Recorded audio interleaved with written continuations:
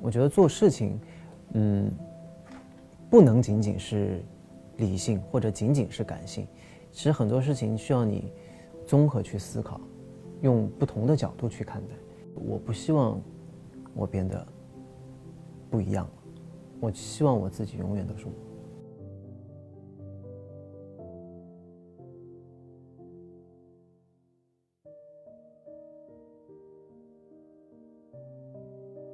当演员能让我感受到不同的生活和不同的人生经历，对，它不仅仅是能够让我感受到快乐，它同样能够让我把自己虐个半死，或者说同样能够让我感受到，其实我作为罗云熙感受不到的痛苦。但是我觉得这种东西，对于我自己罗云熙本人来说，它是有帮助和有成长的。各种各样的打戏，然后各种各样的一些情感爆发的戏，我觉得都挺过瘾的。对，因为这种戏的时候，作为演员来说，它是一种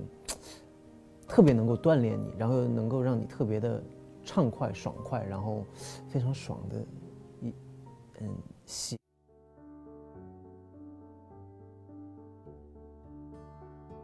其实哈，我觉得首先就是这个现象，说明就是小鱼仙官这个角色在大家心目当中还是被认可的。对，我觉得这是一件好事。那么其次的话，我觉得除了这一点，我发现现在在网上其实对于我这个艺人的一些消息，不仅仅是小鱼仙官了，就是更多的还是有很多关于罗云熙我自己本人的一些消息。其实这个的话，我觉得也是一件好事，就是我现在作为罗云熙，大家的印象不仅仅是小鱼仙官了，就是更多的大家可能也在关注我自己本人，所以我觉得，就是你喜欢小鱼仙官，说明这个角色可能确实还是有他，值得被记住的地方。对于我罗云熙来说，这是一种认可和肯定，我很开心。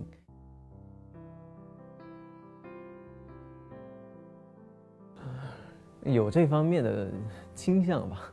但是我当然也有年轻的一面了。其实不是老干部了，我觉得算是理性的一面和感性的一面吧。比较理性的一面的话，可能就会比较深沉，比较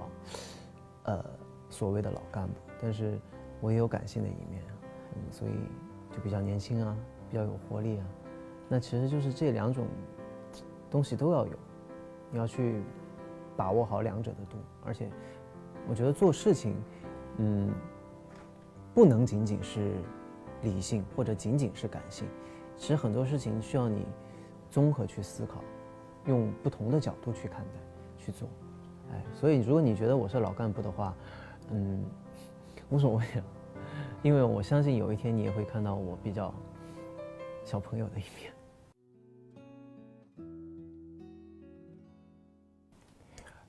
这是真的比较遗憾的事情，因为真的从小，我开始上中专了之后，我就是1个星期回家一次，然后上完中专，我就去上海读大学了，就变成寒暑假1年回家2次，所以我其实跟我父母的在一起的时间真的可能比普通人要少很多。但是呢，我觉得我父母也是特别开明的父母，就是他们能够在我不在他们身边的时候自己自得其乐，然后自己去找自己能够让自己开心的事情去做。对，那么对于我来说，我对父母的陪伴就是珍惜每一次回家的机会，然后只要能够回成都，我肯定都会好好的陪着他们，只要不是这次回成都是去工作的。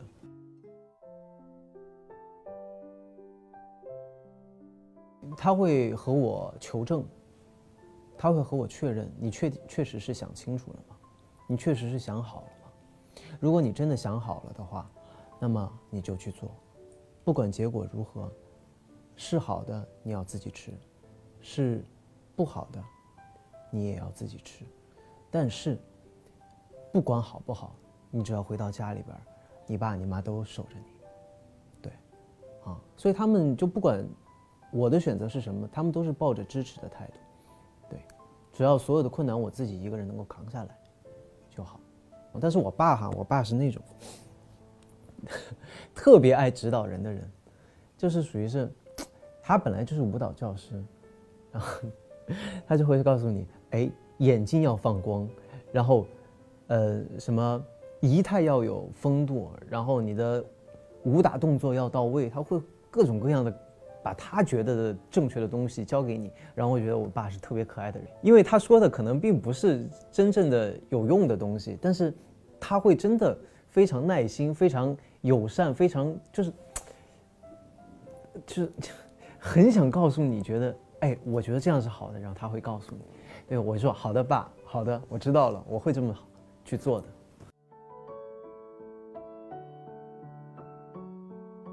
没有啊，有吗？什么叫很直男？可能直男说话就会比较直接，然后又不太会去哄人。我印象当中，现在男生好像都特别会哄女孩子吧？我算是那种不太会哄的，我还在学习当中。但是我觉得啊，以我的观念来讲，我觉得不管是对待女孩，还是对待所有人，还是我刚才的那句话，我觉得都要真诚。你不能说为了去哄而变得不真诚。对，就是其实你说的每一句赞美的词，或者说是每一句夸奖的词，其实你都是要发自肺腑，你知道说的是真心话。面对一个明明是黑的东西，然后你硬是要把它说成白的话，我是做不到的。但是它明明就是白的，你要把它说成你其实在发光，哎，那其实是可以的。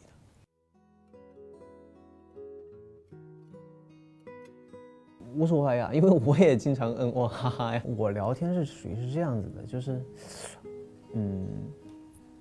我可能会知道我说这句话对方的反应是什么，对，所以我就会斟酌我说这句话要不要这么说。如果我觉得我这么说的话，这段话就死了，那我可能就会不这么说，不这么说。所以我说的每一句话，可能都还是能够让别人就是继续聊下去的，除非就是我想终止了，对，那我就终止了就 OK 了。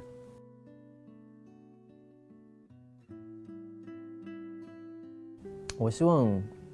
将来如果别人提到罗云熙的话，第一句会说的是这是一个好演员啊，这是我希望做到的。奖项啊，现在还没想过。那当然你要是能把所有的奖都拿完，那是最好的。但是呢，现不现实，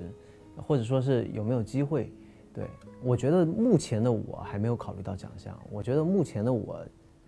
就是要对得起自己每一部作品。我希望我能够一直做到一个良好的心态吧，这是一个怎么说呢？我给自己的一个目标也好，或者说是我希望自己做到的也好，就是我不希望我变得